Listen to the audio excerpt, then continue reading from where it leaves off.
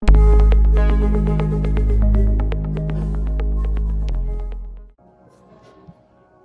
everyone and welcome to my channel Vlog IT Explorer, and my name is Anubhav, and thank you for tuning in. Okay, so today we are going to cover Active Directory Part 2. Okay, where we have in the past we have created domain controller. So now we will be setting up this today. Okay, so let me minimize. I am onto the domain controller. Okay, let me open the PowerShell. Okay, so we'll see how what is OU, what is user, what is group, right? So you just need to type here dsa.msc and console will open. Okay, so just wait. So this is the console, what you will see. Okay, so this is my domain which I have created, and under in domain controller you can see I have one domain controller which is dc01. This is this one. Okay, host name, this one. Okay, so now so these are by default OUs which are coming with this domain, right? This built-in computer, this one, right? These are by default.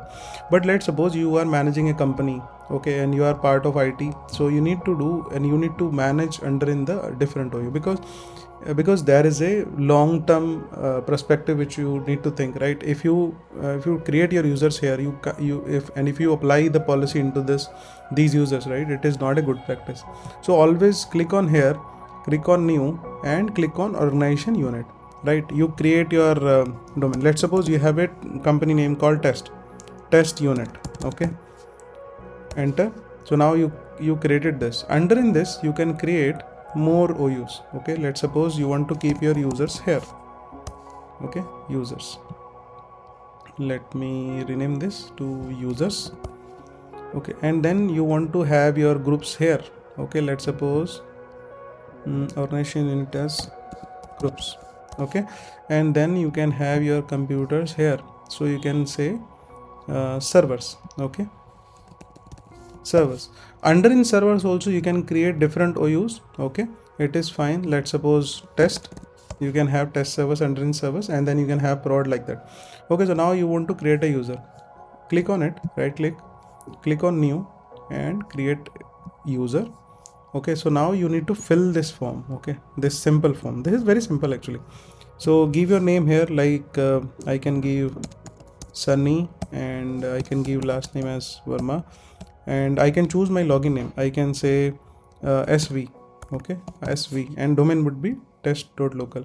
Click on this, and now you give some password which are a little bit complex and meet the minimum requirement of this server password policy, and click on never expire. But you will not do this. I am doing testing, that is why I am selecting this option. Otherwise you always need to select this option, user must change password at next logon. Okay, this is a best practice. Click on this, click on finish. Now this user is created. Okay, this is a normal user. How would you get that this is a normal user? Because under in the members of property you will see only domain users.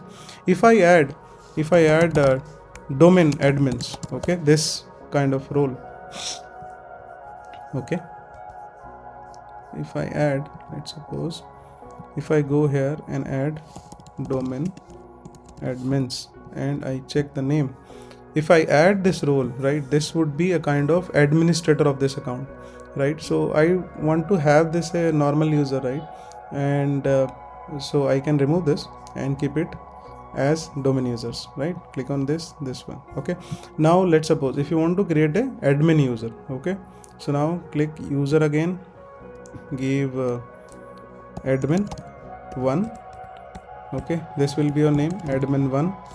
Okay, now click on this, and you think that this is the admin, right?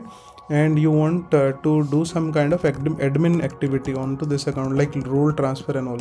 So to transfer, okay, so there are basically 5 roles, FQDN roles, which are by default having any domain controller is having. So 2 domain roles are forest wise and 3 roles are domain wise. So upper 2 which are very important. Okay, and you need a separate permission which is schema master and some other permission you needed. Okay, but to transfer domain wise roles you don't need anything, you just need domain admins. Okay, so we'll see after this, right? I will show you. Okay, so domain admins, Okay, now this is the admin user. Okay, so if I go here and if I see net dom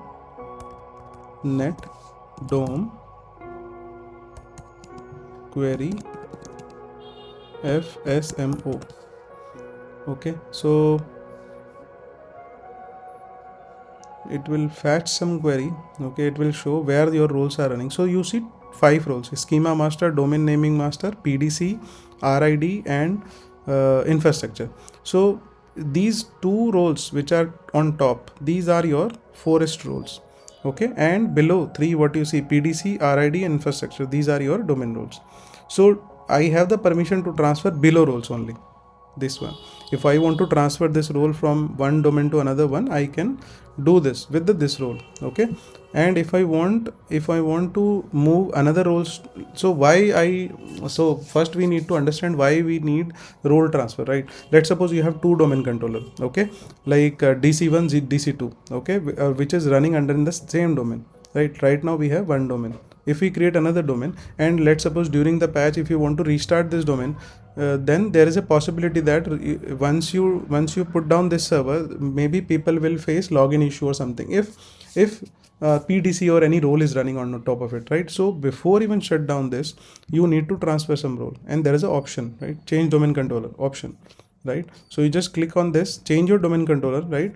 And once you will be onto the domain controller, you can do operation master. So these are the options. You can just, if you have second domain controller also, you will see second option here, dc02. Okay, we'll do in upcoming testings. If you want, we can based on your comment, right? If you want to see, I can create my lab and show you, right? And if you don't want it, then it is fine.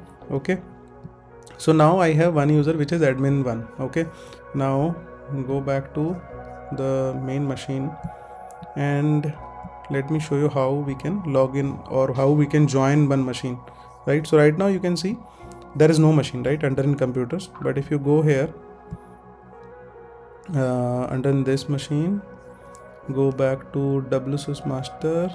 Okay, let's power it on and wait for some time, maybe 1 or 2 minutes, and then it will come back.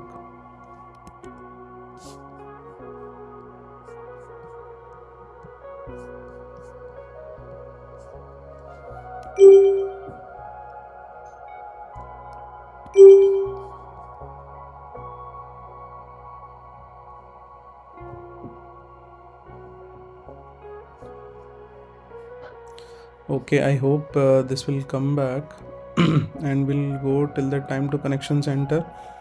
Okay, so this machine is, I think this is our machine. So let me see, connection center, go back to this machine. Okay, so I'm waiting to come back. I'm waiting this machine to be come back so that I can show you how you will join the machine onto domain. And policy applicable, whatever the policy applicable, I can show you how you can apply. So maybe till that time, I do not want to waste your time, and maybe we can go back to domain controller. Okay, and let's create some policy and do some testing. Okay, so minimize this. Okay, so go to your go back to your administrative tools. Okay, so click on this. Okay, so it is running a little bit slow, so let me type here, minimize it and this will open the control panel. Okay, I believe it is running a little bit slow. Yeah, click on the category and click on small. Okay, you will see administrative tool here.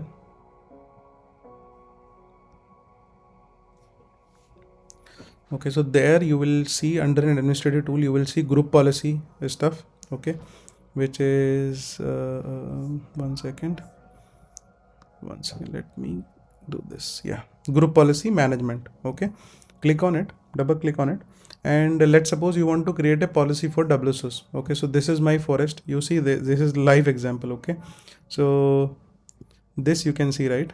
So now you have a domain controller. Under in that you will see test unit also, right? And these are your by default group policy what is there.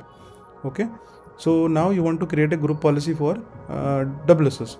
why we are creating is because if you want to set up a WSUS over client side or a client machine, then you need to put some details so that your machine can report to WSUS server instead of Microsoft update server on internet. Okay, so click on new, you say WSUS policy 1. Okay, click on it and it will create like this. Right click on it and add it, and then you can go into this policy, maximize it. Okay, click on policy, under in computer setting, go to administrative templates. Okay, let me try to maximize this so that you can see the best view. Go to Windows component and scroll down, you will come to Windows update. In the Windows update you will see many options, right, which are specific to that. Okay, so I am searching for that option where I can define the Microsoft date service location. Okay, so this is the location. Okay, so now you see there is example they have given. So let's suppose I am clicking enabling it. Okay, and let me give this information here, 1 second. Okay, so my server, I need to check my server and then I can give that option here. Okay, but it would be like http:// and something like 192.168.1.11 and then port number 8530. Okay, so there are basically two ports. One is 8531 and 8530. There are two ports for this one. Okay, so clicking on this one. Okay, and selecting this as apply. Okay, and then okay, statics. Okay, we need to apply the settings. Okay, so I'm just giving an example, okay, while creating it. Okay, then you can say okay, so let's suppose you have done the settings, click on okay. Okay, and once you want to, let's suppose you want to apply it on a proper group under in servers, right? So you can do it here on all servers. If you want to specific to a group, you can do that. Is the actual benefit of OU creation. Okay, because in OU you can apply the policy. That is why we have created the OU. We have not created our users or servers into same group or default groups which are coming with the domain controller. Okay, so now closing this one. Okay, and let me minimize this and click on I just need to see if this is, yeah, this is online. So go to connection center, double click on it. I'm not sure if IP got changed or something, but we can do it from VMware also. Okay, so go back to this VMware center, right click, option, and we can give our password. Okay, and now once it will come back, right, once we are able to log in, we will put this machine onto domain. Okay, so we actually creating this WSUS server, and since this session is for specifically to domain controller, right, so that is why we discuss about this. Okay, otherwise because the continue video will be for WSUS which are upcoming. Okay, so double click on it. You need to join this computer onto domain. Okay, so open this folder. Okay, and once it will open, okay, this server is a little bit slow. Okay, so right click on it, go to properties,